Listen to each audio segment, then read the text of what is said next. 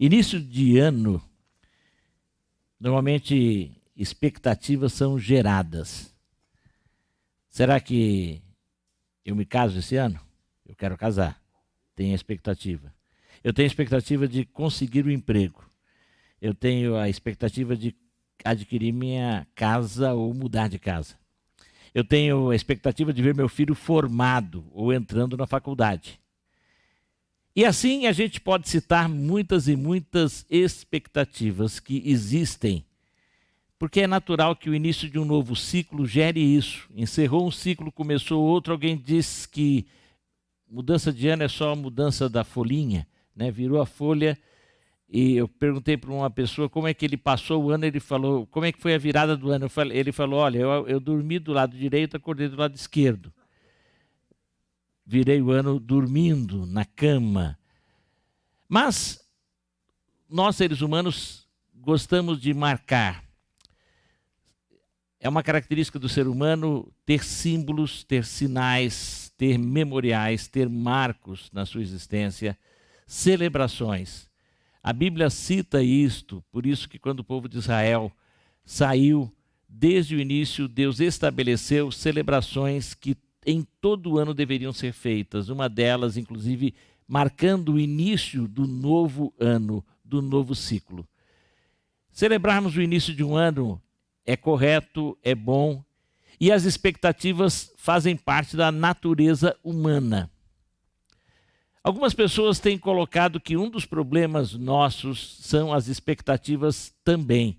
Elas são naturais, mas geram problemas, porque as expectativas, elas em geral produzem frustração quando não alcançadas, não atingidas. Por isso que o início de novos anos, por causa do encerramento do que passou, muitas vezes, para muita gente, é tão difícil. Pessoas que estão tristes, frustradas, sei de gente que às vezes nem quer saber de vir cultuar a Deus. Uma vez conversando com alguém, não foi o caso deste ano, mas em um ano anterior a pessoa disse, pastor, eu não tive motivo para alegrar, eu não tive motivo para agradecer. Eu falei, não? Aí ela falou, não, aconteceu isso e aquilo. Aí eu lembrei daquilo outro, do outro e do fato de que a pessoa estava viva e tinha chegado viva até o final do ano. E do fato de que eu perguntei, se você morrer, você sabe para onde vai? Ela falou, eu vou para o céu. Eu falei, pronto. Isso é motivo de se alegrar sempre, de agradecer sempre. Então sempre há pelo que agradecer. Mas algumas pessoas estão frustradas porque tiveram muitas expectativas que não foram cumpridas. Expectativa é natural, mas como cristãos, nós deveríamos desenvolver esperança. E esperança é diferente de expectativa. Alguém diz que a expectativa é uma crença centrada num futuro que pode ou não se concretizar.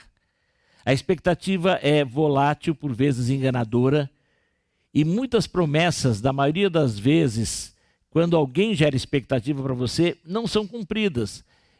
Ano de 2022 é ano de campanha eleitoral. É ano de muita expectativa e muita frustração, principalmente no que vem depois. Muita gente prometendo muita coisa que sabe que não vai cumprir, mas promete. E muita gente querendo crer, porque o ser humano tem expectativa e precisa delas. E sabendo que está sendo enganado. Mas ele prefere jogar na loteria. É um grande engodo.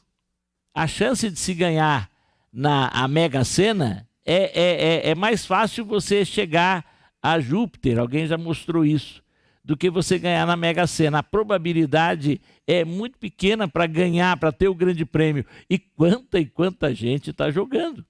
Expectativa. Sabe que está se enganando, mas prefere manter a expectativa. Por isso a expectativa frustra, esperança não.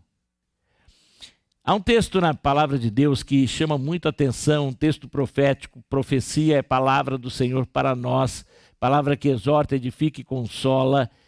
E capítulo 9 do profeta Zacarias, o penúltimo profeta do Velho Testamento, o penúltimo livro do Velho Testamento, capítulo 9, dos versículos versículos 11 e 12 nós leremos agora, mas fique com o texto aí aberto. Zacarias 9, 11 e 12, na Nova Almeida atualizada. Vamos ler juntos? Em casa também, você que está participando do culto, leia conosco, faça essa leitura. Vamos dizer: quanto a você, Sião, por causa do sangue da minha aliança com você, tirei os seus cativos da cova em que não havia água. Voltem para a fortaleza, ó prisioneiros da esperança. Também hoje anuncio que lhes restituirei tudo em dobro. Obrigado, Pai, por tua palavra que é viva e eficaz. Senhor Deus, que possamos crescer na esperança. É o que te pedimos em nome de Jesus. Amém.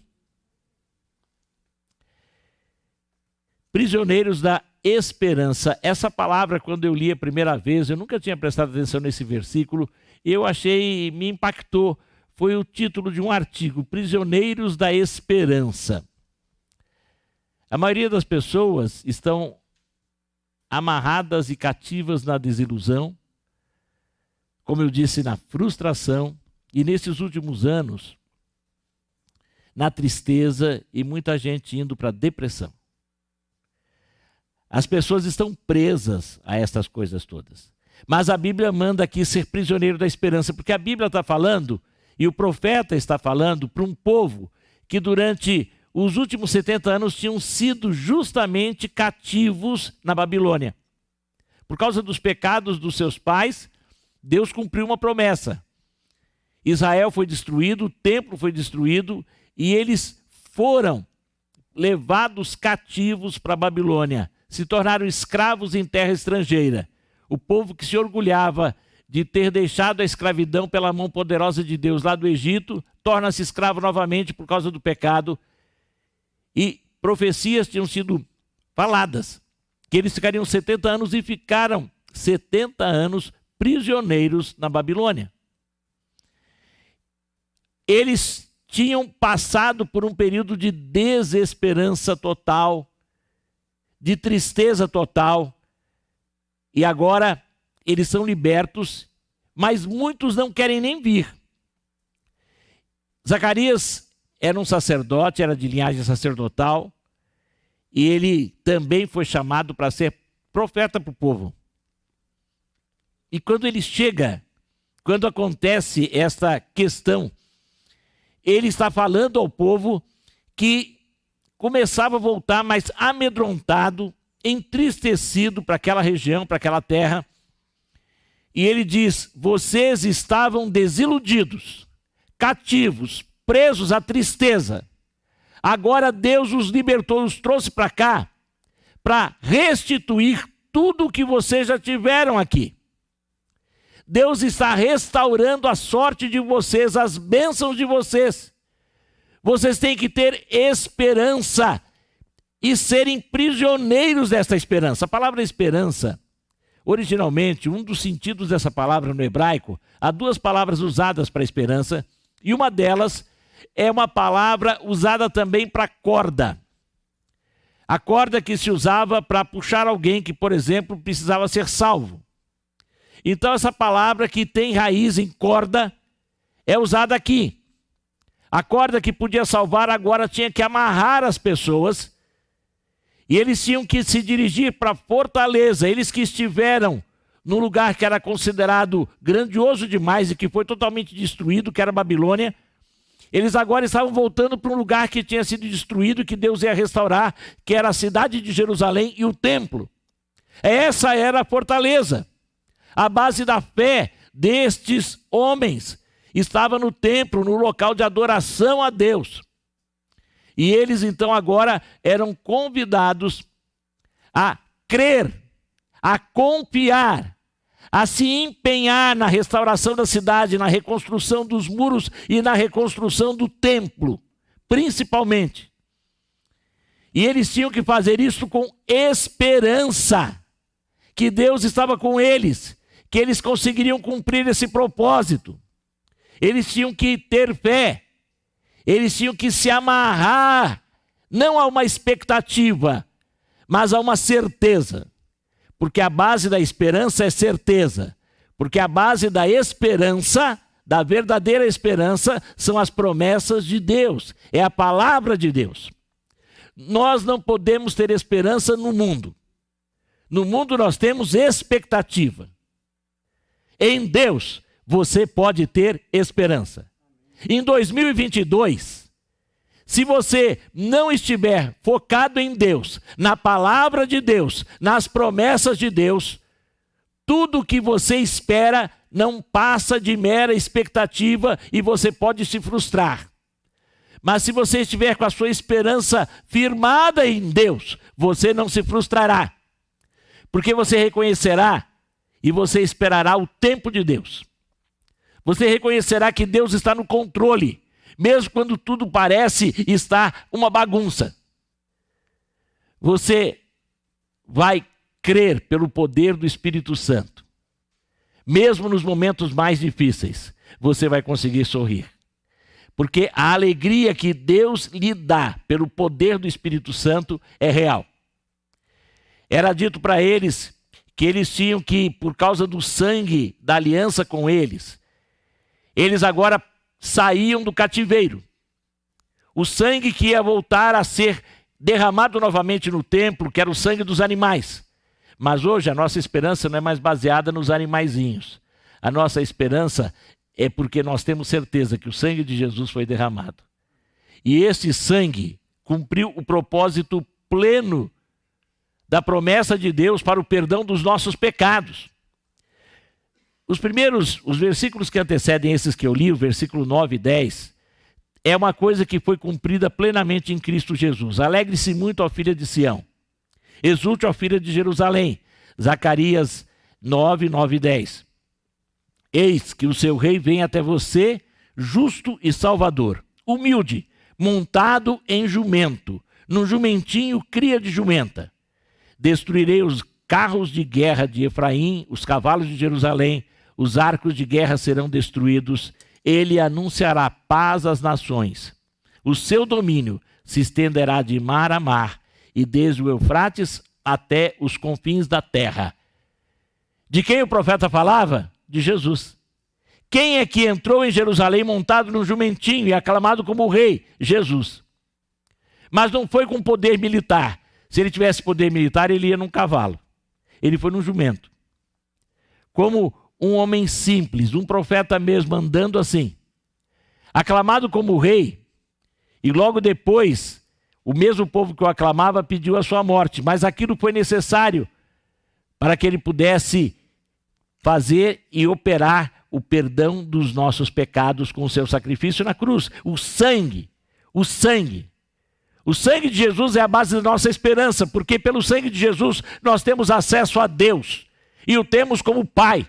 Passamos a ter direito a toda a herança eterna. Passamos a ter um relacionamento direto com Ele, sem necessidade de intermediários. Temos o Espírito Santo em nós, que é o poder maior do mundo inteiro. Dentro de você está o Espírito Santo. Dentro de mim está o Espírito Santo. Por conta disto, eu não preciso temer mal algum. Não tenho que ter medo do diabo, não tenho que ter medo de feitiçaria, não tenho que ficar pulando ondinha, nem levando flores para o mar. Não preciso ter medo de velas e nem de macumba na minha porta, ou de olho gordo, ou coisa parecida, nada disso. Aliás, alguém já disse que o melhor colírio contra olho gordo, sabe qual é? O sangue de Jesus. Ele murcha qualquer olho gordo. Ele acaba com tudo. Nesse sentido, confie no poder do sangue de Jesus para cobrir e libertar você. Ah, mas ainda assim o crente pode morrer de Covid? Sim. Mas a morte para nós não é o fim. Por isso, quando dizem aí que a esperança é a última que morre, isso não é verdade, porque para o crente, esperança verdadeira nunca morre. O pior que pode acontecer a mim ou a você é morte física, do ponto de vista humano. Mas para o crente em Jesus, a morte, na hora que Deus determina, é apenas o início da vida nova e plena com o Senhor. em espírito aguardando a ressurreição do corpo, quando então tudo passará e tudo se concretizará. Porque, na verdade, neste mundo nós sabemos que não podemos ter felicidade. Felicidade de verdade começa com fé. Já percebeu? Felicidade. É a fé em Jesus, nas promessas do poder do Senhor, que Ele está conosco em todo o tempo. Sim, e nós temos que, como o povo tinha a esperança no templo, nós temos que também ter a esperança na igreja do Senhor, que nos anima, que permanece, que é sustentada por Ele. Através da igreja você é fortalecido e com a igreja a palavra é propagada e tem chegado até nós. Esperança não é sentimento. Esperança é decisão.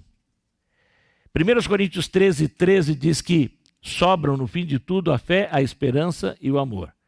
O maior desses é o amor, que é eterno. Um dia a esperança vai se concretizar e eu não vou precisar mais crer porque eu vou ver o Senhor. No entanto, fé, esperança e amor, andando juntas aí, estão num capítulo em que mostra que o amor não é sentimento, mas é uma série de ações e atitudes. E a fé é algo concreto, que realiza, e que também não é sentimento. A esperança também não é sentimento. A esperança é decisão. Você tem que se decidir a esperar no Senhor com fé. Por amor a Ele. E crendo no amor dele em você, que vai transformar todas as situações e todos os seus temores. A esperança é esse esperar com fé. Em Hebreus, no capítulo 6 de Hebreus, lá no versículo 13 até o versículo 20, é interessante contada a história de Abraão. Abraão, o pai dos crentes, como é chamado o pai da fé. O versículo 13 de Hebreus 6 começa: pois quando Deus fez a promessa a Abraão, visto que não tinha ninguém superior por quem jurar, jurou por si mesmo, dizendo: certamente eu o abençoarei e multiplicarei os seus descendentes. E assim, depois de esperar com paciência, Abraão obteve a promessa. Porque as pessoas juram pelo que lhes é superior, e o juramento servindo de garantia põe fim a toda discussão. Por isso, Deus, quando quis mostrar com mais clareza aos herdeiros da promessa que o seu propósito era imutável, confirmou-o com juramento. Ele fez isso para que, mediante duas coisas imutáveis nas quais é impossível que Deus minta, nós, que já corremos para o refúgio, temos forte alento para tomar posse da esperança que nos foi proposta. Temos esta esperança por âncora da alma, segura e firme, e que entra no santuário que fica atrás do véu, onde Jesus, como precursor, entrou por nós, tendo se tornado sumo sacerdote para sempre, segundo a ordem de Melquisedeque. Abraão foi pai aos 100 anos. Sua mulher tinha 90. Também, em Romanos 4,18, diz que ele aguardou com fé e esperou contra toda a esperança humana, contra toda a expectativa humana. Mas ele soube aguardar, perseverar, caminhar com Deus, confiar, obedecer, porque a verdadeira fé obedece, e ele alcançou a promessa. Eu e você temos que perseverar também, nunca desistir. Ter esperança é não desistir nunca. Ter esperança é caminhar em frente. Ter esperança é ter paciência para saber a hora certa de se receber e até de se agir. Não desista. Fique na fortaleza. Nós somos prisioneiros da esperança. Porque a nossa base e a base da minha e da sua esperança estão em Cristo Jesus. E Hebreus 13:8 diz que Jesus Cristo é o mesmo ontem, hoje e sempre. Vamos dizer? Jesus Cristo é o mesmo ontem, hoje e sempre. Governos mudam, até as opiniões dos cientistas mudam. Ômicron mata, Ômicron mata, Ômicron mata. Faz assim, agora era H1N1, agora é H2N4, 4, daqui a pouco vem a 3, a 5 e a 6, com todas as 100 variantes possíveis. E assim o mundo vai entrando de pandemia em pandemia, e no tempo certo cada um vai ou permanece, milagres acontecem, se é vontade de Deus que você permaneça, mas você não pode perder a esperança de que Ele está no controle, de que o melhor acontece com você, mas que o melhor está por vir também. E você tem apenas que esperar com alegria. Esperei com paciência no Senhor, Ele se inclinou para mim e ouviu o meu clamor e tirou-me de um charco de lama, de um lodo horrível, e firmou os meus pés sobre a rocha. Salmo 40.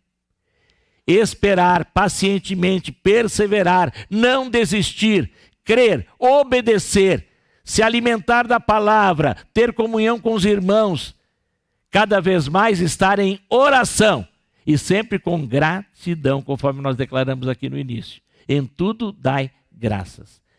O que a gente tem que fazer? Em tudo dai graças. Está difícil falar isso, né? Vamos falar? Em tudo dai graças, porque essa é a vontade de Deus, em Cristo Jesus para com vocês. Há pelo que agradecer em 2021? Há muito pelo que agradecer em 2021. Há muito. Há pelo que entristecer? Sim, sempre há tristeza, porque esse mundo é um mundo de tristezas. Mas há por que ter esperança em Jesus? Há, porque Ele tem conduzido você e eu até agora. E vai continuar, porque Ele é o mesmo ontem, hoje e permanecerá para sempre. Fechemos os nossos olhos.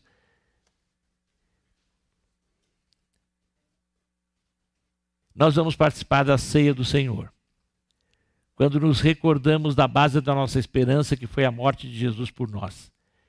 E quando nos recordamos também de que aqueles que vão participar da ceia um dia o aceitaram e declararam isso publicamente, se comprometendo com Ele.